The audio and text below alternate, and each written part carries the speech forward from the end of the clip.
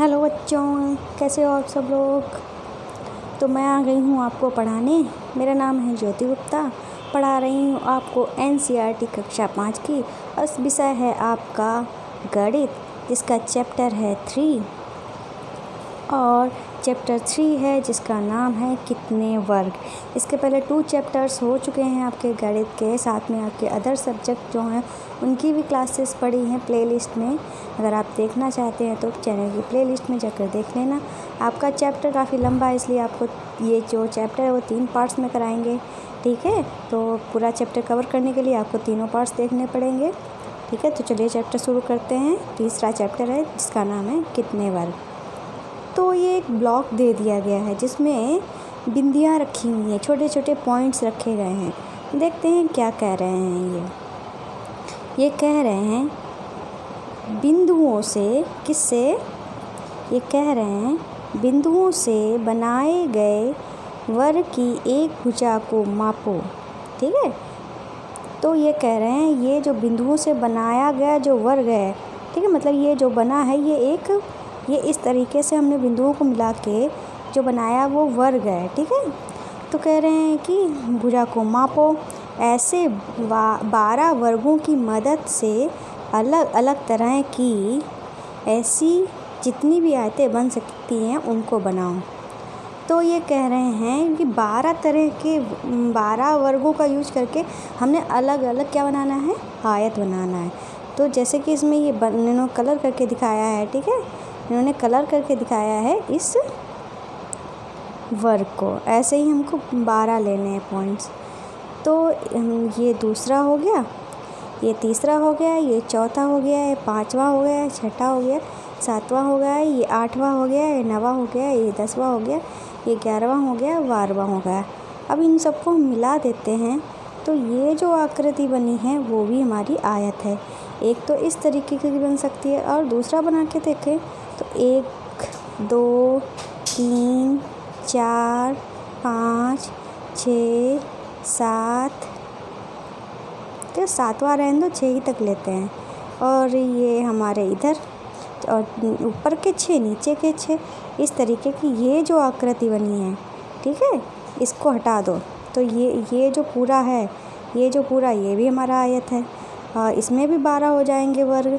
और अगर हम 4 का लें, जैसे कि 1 2 3 4 ये हुए, 1 2 3 4 8 हुए, 9 10 11 12, मतलब इनको मिला के ये जो बना है ये भी हमारा आयत है, ठीक है।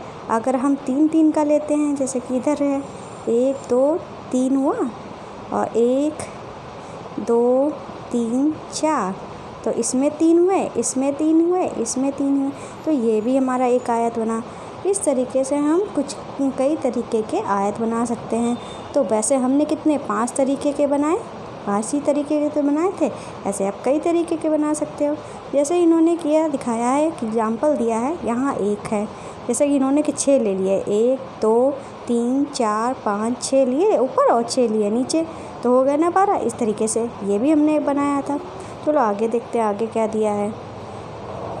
हर आयत 12 बराबर वर्गों से बनी है। तो कितने वर्गों से बनी है, 12 बराबर वर्गों से बनी है। इसलिए इन सब का क्षेत्रफल जो होगा कैसा होगा, समान होगा, लेकिन इनके घेरों की जो लंबाई है वो अलग है। मतलब जो हमने, जैसे कि हमने जब बनाए थे तो कोई ऐसा बना था, तो कोई ऐसा बना था, तो कोई ऐसा बना था, और तो कोई ऐसा बना था। मतलब सबका जो क्षेत्रफल, जिनके घेरों की जो लंबाई थी वो अलग थी, चौड़ाई अलग थी, ठीक है, पर उनके जो वर्ग जो थे उनमें बराबर थे, 12 ही वर्ग थे, पर आकृतियाँ जो बन रही थी वो अलग अलग बन रही थी। अब ये कह रहे हैं घेरों की कुल लंबाई को परिमाप कहते हैं। घेरों की लंबाई को परिमाप कहते हैं, जैसे इनका मतलब है ये जो साइड वाली जो लंबाई होती है, घेरा जो होता है, इसी को ही हम क्या कहते हैं, परिमाप कहते हैं। क्या कहते हैं, परिमाप कहते हैं। फिर ये कह रहे हैं किस आयत का परिमाप सबसे लंबा है। तो किस आयत का परिमाप सबसे ज़्यादा लंबा होगा, तो हमने जो बनाया था जिसमें 12 हमने सीधे लिए थे, जिनमें 12 पार्ट्स थे, उसका जो होगा वो सबसे ज़्यादा परिमाप होगा, और किस आयत का परिमाप सबसे छोटा होगा। तो किस आयत का परिमाप सबसे छोटा होगा, ये आप बना कर देखिए, फिर खुद ही मुझे कमेंट करके बताइए कि किसका परिमाप सबसे छोटा हुआ। बड़ा तो मैंने बता दिया है, अब छोटा जो है वो आपको ही बताना है। अगर नहीं समझ में आता है तो कमेंट कर देना, मैं आपको बता दूंगी। वैसे बता तो मैंने दिया ही, बस आपको क्या करना है, नाप के बताना है उसका परिमाप कि किसका छोटा है। आइए देखते हैं इसमें क्या लिखा है। ये कहते हैं कि बच्चों को एरिया की परिभाषा याद करने पर बल ना देकर उचित उदाहरणों के माध्यम से उनमें क्षेत्रफल का मूल भाव विकसित किया जाना चाहिए। कक्षा के अंदर उन्हें क्षेत्रफल की दृष्टि से अलग अलग वस्तुओं में तुलना करने का अवसर उपलब्ध कराएं और अंदाज़ा लगवाएं कि कौन सी चीज़ बड़ी है। डाक टिकट, पत्तियाँ, पैरों के सांप, कक्षा की दीवारें आदि वस्तुओं की तुलना के लिए उपयोग में लाया जा सकता है। मतलब आपको अगर तुलना करनी है तो कई सारी चीज़ें आप ले सकते हैं, उसमें आप तुलना कर सकते हो। अब यहाँ पे डाक टिकट नापो, ये कह रहे हैं, क्या नापना है, डाक टिकट। तो क्या है भाई डाक टिकट, देखते हैं क्या नापने को कह रहे हैं, डाक टिकट। अब ये कह रहे हैं, ये अलग अलग डाक टिकट दी गई हैं, जैसे कि एक इसका परिमाप जो है वो ये है, कुछ इसका परिमाप कुछ ये है, इसका परिमाप कुछ इस तरीके से है। ये सब हम, ये जो है ये लाइनें अगर इनको स्केल से नापेंगे तो ही पता चलेगा कि इसका परिमाप क्या है। तो अब फिलहाल ये देखते हैं कि ये क्वेश्चन क्या करना चाह रहे हैं। ये कहते हैं इन मज़ेदार डाक टिकटों को देखो। पहला क्वेश्चन कह रहे हैं डाक टिकट A1 जो है, ए जो है वो 1 सेंटीमीटर भुजा वाले वर्गों को ढकता है। कितने वर्गों को ढकता है ये पूछ रहे हैं। और जो B है वो कितने वर्गों को ढकता है। चलो ये भी A और B का पता करना है, ठीक है। पहले हम पता कर लेते हैं, फिर ये येलो में जो लिखा है वो देखते हैं। तो डाक टिकट ये वाला है A और ये वाला है B। तो कितने वर्गों को ढक रहा है, और एक जो वर्ग है वो कितने सेंटीमीटर का है, 1 वर्ग सेंटीमीटर का है, ठीक है। तो देखते हैं 1 2 3 4 5 6 7 8 9 10 11 12 14 15 16 17 18।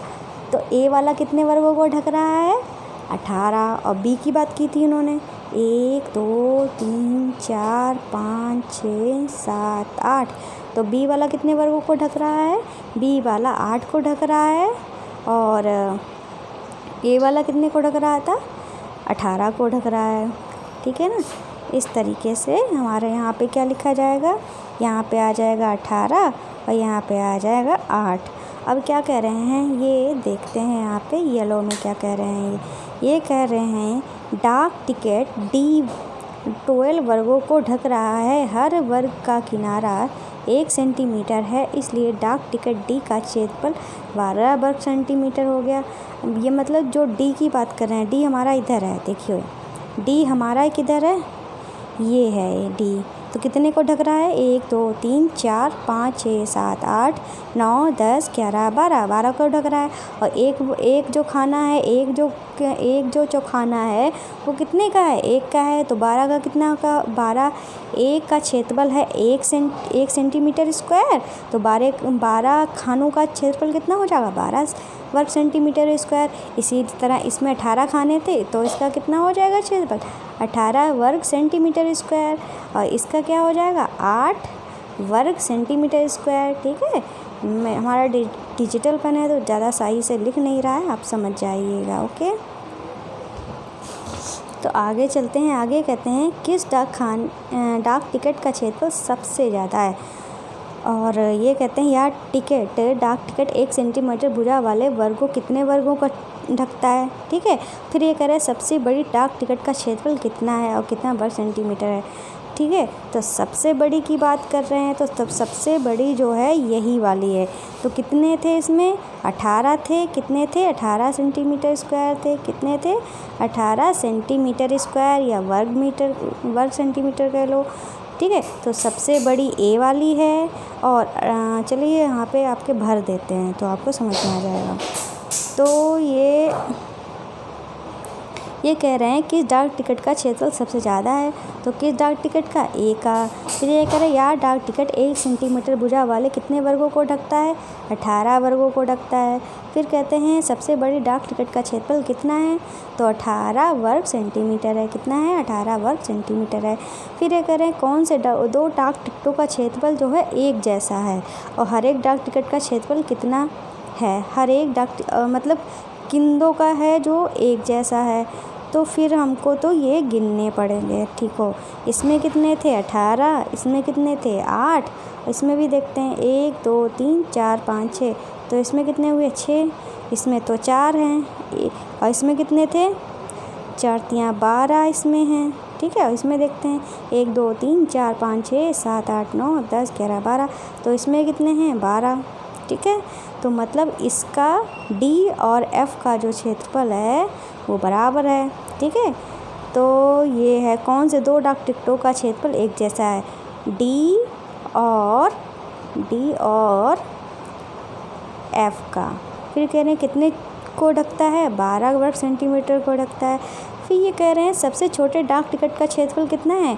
अभी हमने गिना 4 था ना, तो 4 है। और फिर कह रहे हैं सबसे छोटे डाक टिकट और सबसे बड़े डाक टिकट के क्षेत्रफल का अंतर क्या है?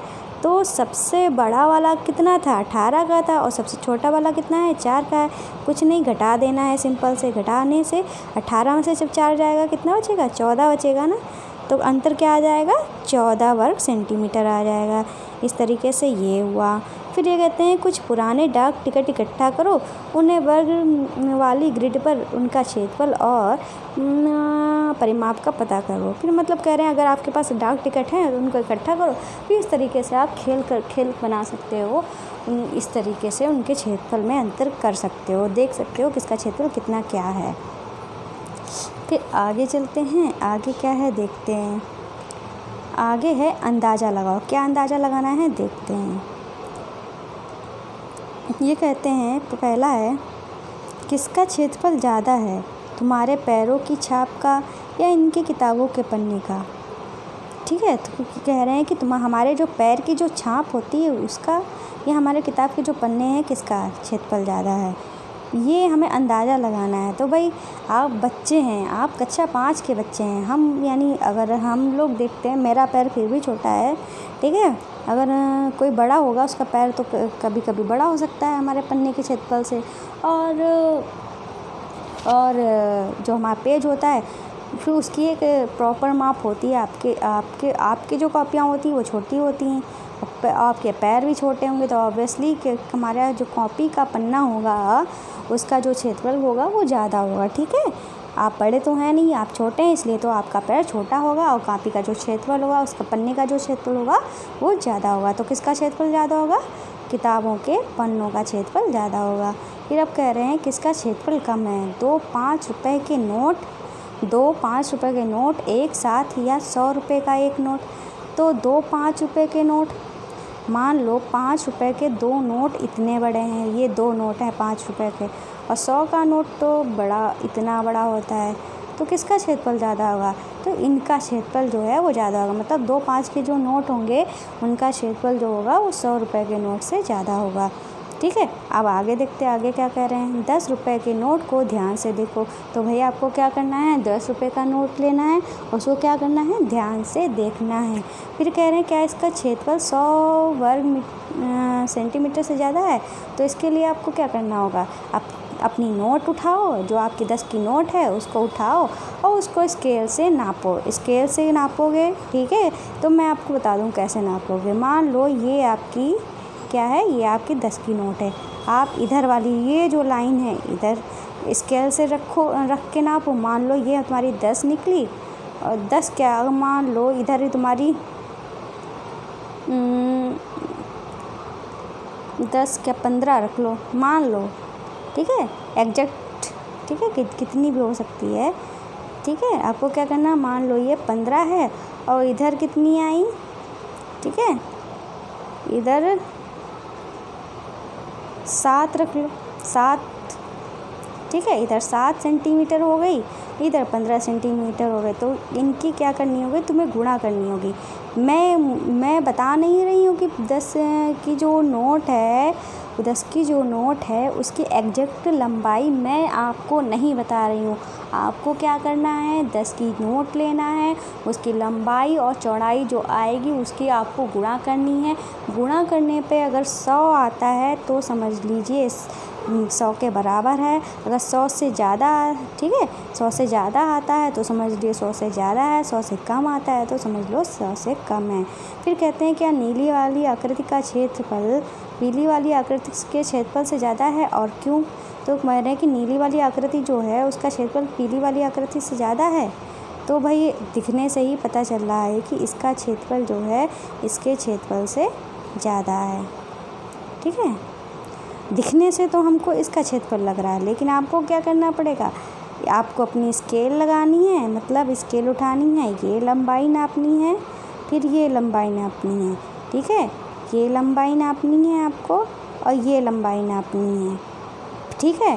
फिर उसके बाद क्या करना है, आपको ये लंबाई नापनी है, इधर वाली लंबाई नापनी है, ठीक है।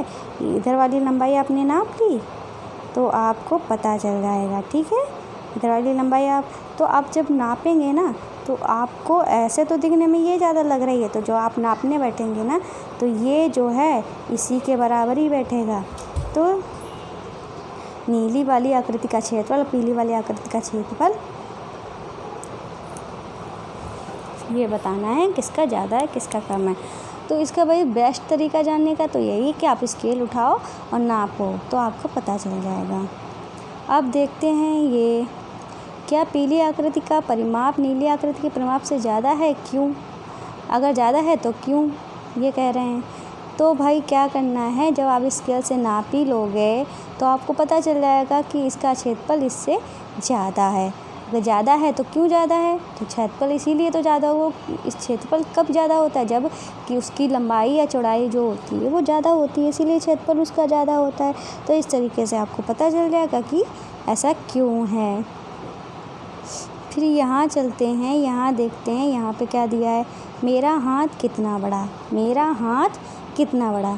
अपनी हथेली को अगले पृष्ठ पर चौकोर खानों पे दिखाओ, ठीक है। किस पे दिखाने हैं, चौकोर खाने। वो जो ग्राफ पेपर होता है, ग्राफ पेपर क्या होता है ये भी देख लो।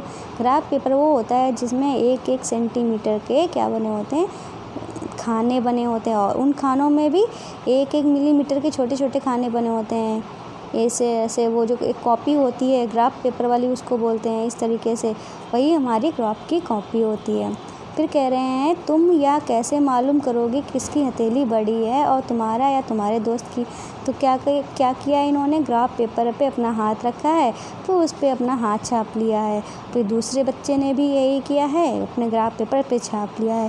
फिर उन्होंने खाने गिने हैं, फिर खाना गिनने के बाद उन्हें पता चल जाएगा कि किसका हाथ बड़ा है। फिर कहते हैं तुम्हारी हथेली का क्षेत्रफल कितना है।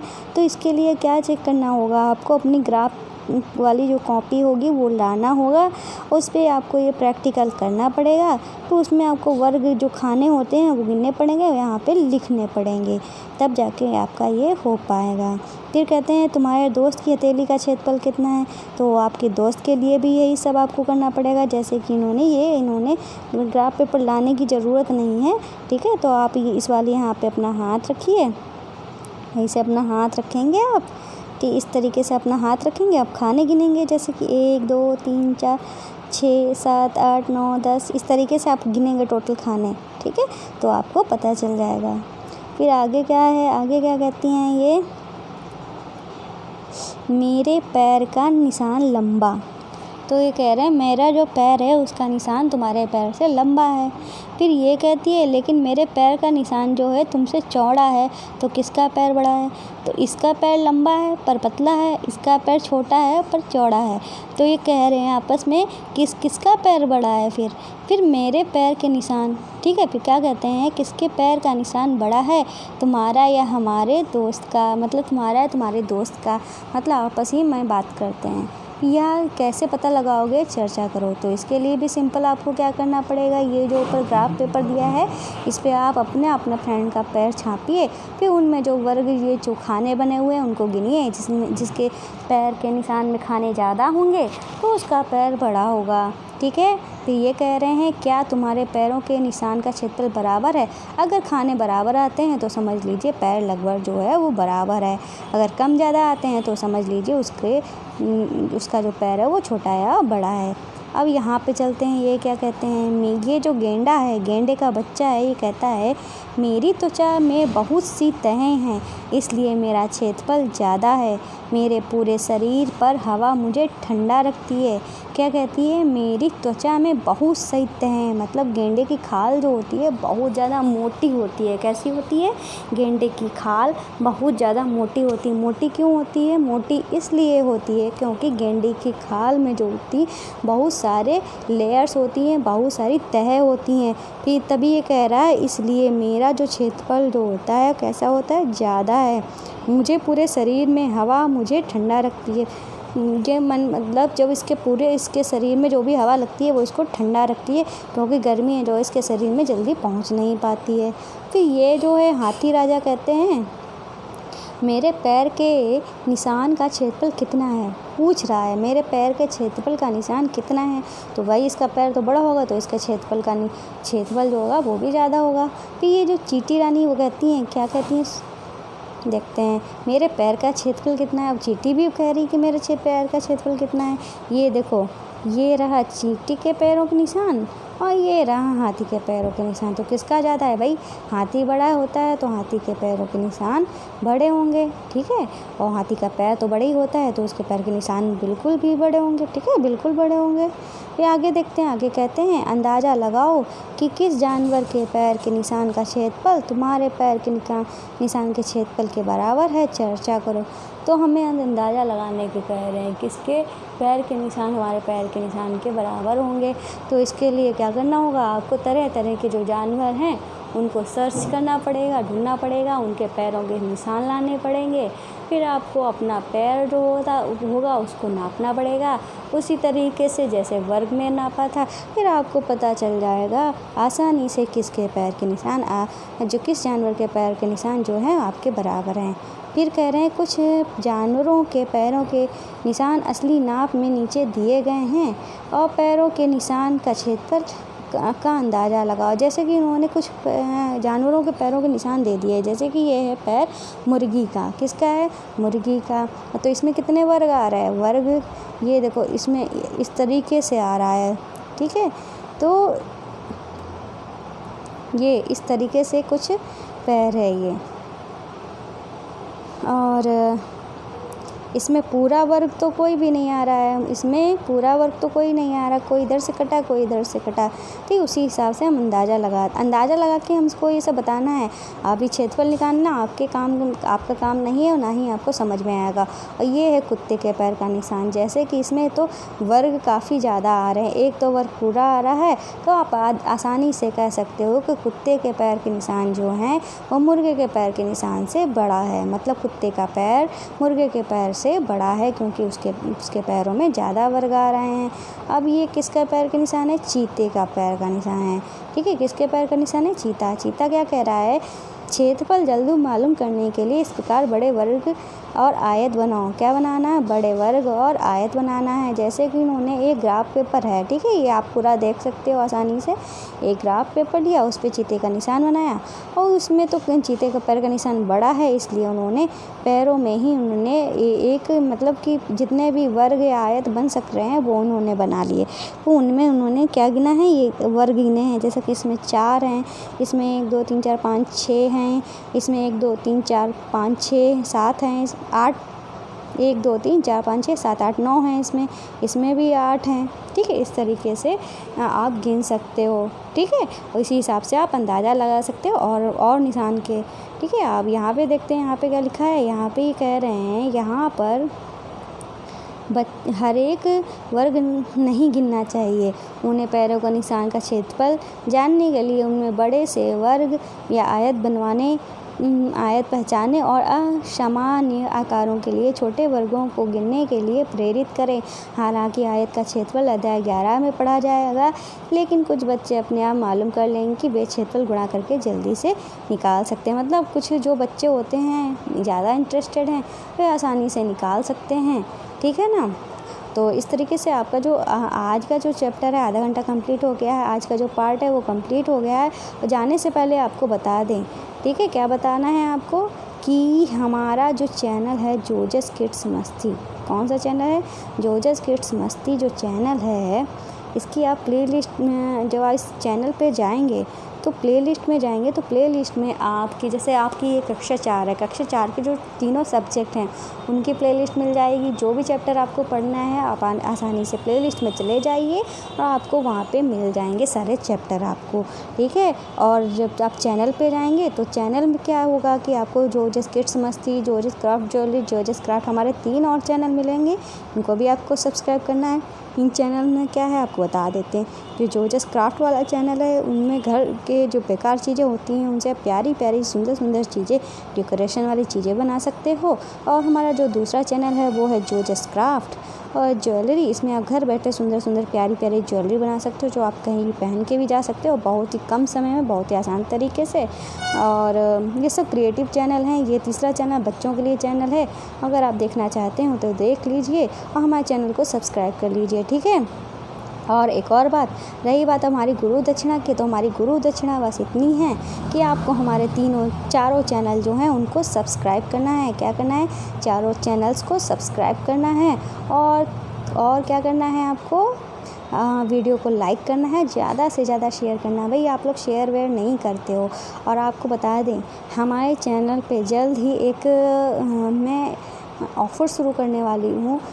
जो एक दिन में ज़्यादा से ज़्यादा शेयर करेगा, ठीक है, जो एक दिन में ज़्यादा से ज़्यादा शेयर करेगा उसको हमारी तरफ से कुछ गिफ्ट हैम्पर मिलेंगे, ठीक है। तो वो जो गिफ्ट क्या हैं वो आपको जल्दी बता दिए जाएंगे। तो ये हमारे ये जो शुरू हो रहा है ये 3 महीने के लिए है। ये जो ऑफ़र है 3 महीने में, एक दिन में जो कम से कम 15 सब्सक्राइब शेयर करेंगे उनको मिलेगा ये ऑफ़र, ठीक है। तो भाई हमारी गुरु दक्षिणा में क्या है, सब्सक्राइब करिए बस।